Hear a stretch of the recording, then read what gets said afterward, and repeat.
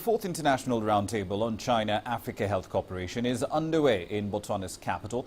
On the first day of the meeting, stakeholders discussed the key challenges facing Africa's health sectors and the role of international agencies in resolving those problems. Now, to get a little more insights into what's happening in that conference, we're now joined live by CCTV's Peninah Karibe in Botswana's capital.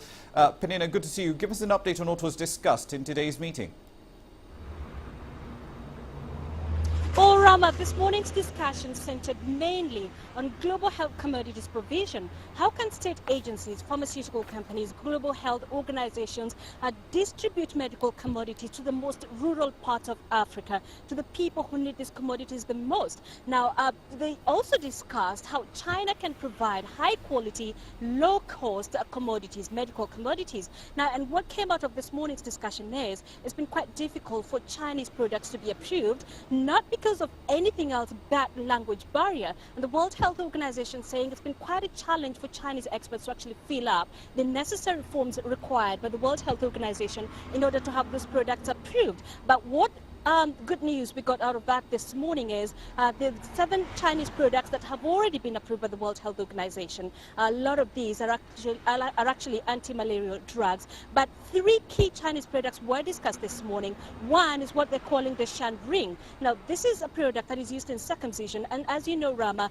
circumcision has been touted as one of the most effective ways of curbing the spread of HIV and AIDS. And what came out of this meeting was the Shan ring is actually a very easy product to use, and it's very low cost, making it ideal for Africa and especially the rural parts of Africa. So how do we get that commodity available to those parts? The second thing that was discussed was a product they were calling the Sino Implant 3. It's a Chinese contraceptive that provides a protection for up to 4 years. And again, they said it's very low cost, making it ideal for people in rural Africa. And thirdly, Rama, they discussed anti-malaria products that have already been approved by the World Health Organization. And this afternoon, the discussion moving on to how all these players can actually pool in their resources together to ensure that once the challenge of inaccessibility of medical commodities is dealt with, then they can move on to what they're calling the second biggest challenge in Africa, and that's lack of medical personnel. We've already gotten hints from China that they are trying to boost the medical team here in Africa, and they're also trying to build capacity